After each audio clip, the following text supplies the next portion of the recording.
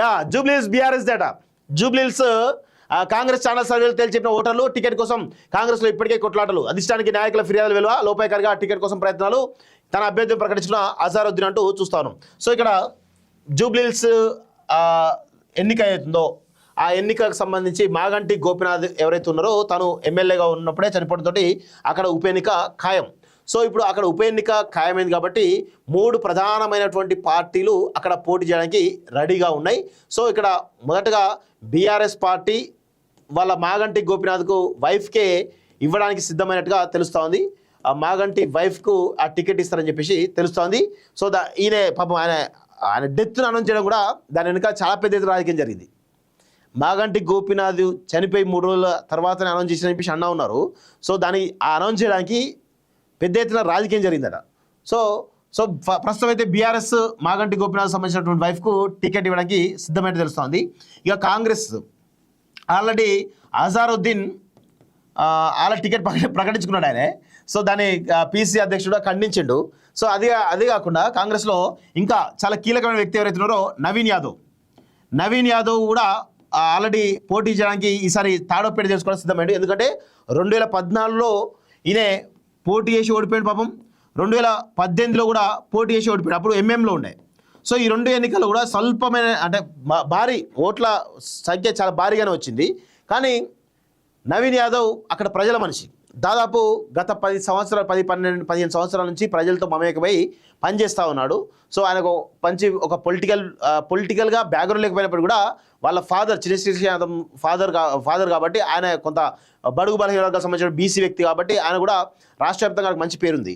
So ఇప్పుడు నవీన్ యాదవ్ రాజకీయంగా ముందుకు రావడానికి ఖచ్చితంగా తాడోపేట తెలుసుకోవడానికి జూబ్లీహిల్స్ ఉప ఎన్నికలో పోటీ చేయడం కూడా సిద్ధమైనట్టు తెలుస్తోంది.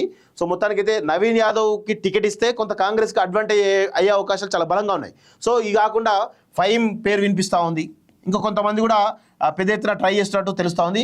కానీ ముఖ్యంగా నవీన్ యాదవ్కి టికెట్ ఇస్తే కనుక ఇంకా చాలామంది కూడా ఉన్నారట, వాళ్ళ పేర్లు కూడా త్వరలో బయటకు వచ్చే అవకాశం ఉన్నట్టు తెలుస్తూ ఉంది. నవీన్ యాదవ్కు టికెట్ ఇస్తే కనుక ఇక్కడ గెలవడానికి స్కోప్ అయితే కాంగ్రెస్కు ఉంటుంది. ఇక అజారుద్దీన్కి ఇచ్చినా ఇంకా వేరే వాళ్ళకి ఇచ్చినా ఎవరు కూడా గెలవకపోవడానికి అవకాశాలు ఎక్కువ ఉంటాయి. అదేవిధంగా ఇక్కడ బాబా ఫసీద్దీన్ కూడా ఉన్నాడు, ఆ కార్పొరేటర్. మరి ఆయన కూడా ట్రై చేస్తున్నట్టు తెలుస్తూ ఉంది. మరి ఆయనకి ఇస్తారా ఎరా చూడాల్సిన అవసరం అయితే ఉంది. సో ఆ తర్వాత బీజేపీ నుంచి అసలు అంతకుముందు లంకల దీపక్ రెడ్డి పోటీ చేసిండు, ఆయనకు 25,000 ఓట్లు ఎన్నో వచ్చినాయి. సో ప్రస్తుతం మళ్ళీ ఆయన కూడా చాలా సీరియస్గా ట్రై చేస్తూ తెలుస్తోంది. వాళ్ళు కాకుండా ఇంకొక 2-3 పేర్లు కూడా ఉన్నాయి ప్రపోజల్లో. సో ఇక్కడ ఏంది, బీఆర్ఎస్, కాంగ్రెస్, బీజేపీ.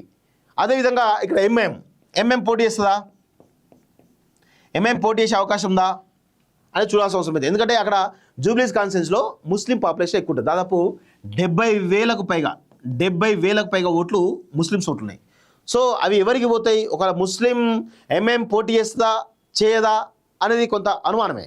ఎందుకంటే కొన్నిసార్లు తమ అడ్వాంటేజ్ ఉన్నది అనుకుంటే పోటీ చేస్తారు, లేదంటే పోటీ చేయరు.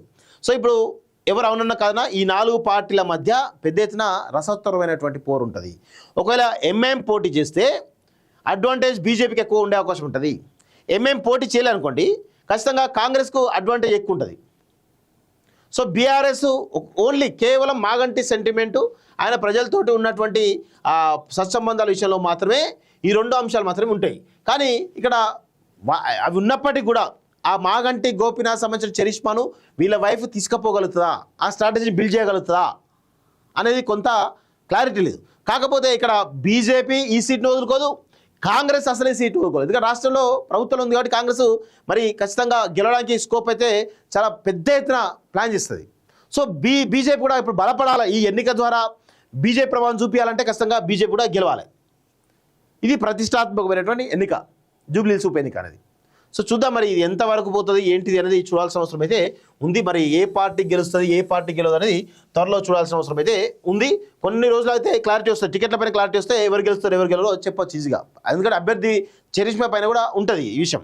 విదేశాల్లో ఉన్నత విద్యను చదువుకోవాలని అనుకుంటున్నారా? అయితే వెంటనే ఫ్లైగ్రాడ్ ఓవర్సీస్ ఎడ్యుకేషన్ కన్సల్టెన్సీని సంప్రదించండి. మీ విదేశీ కలలను సాకారం చేసుకోండి.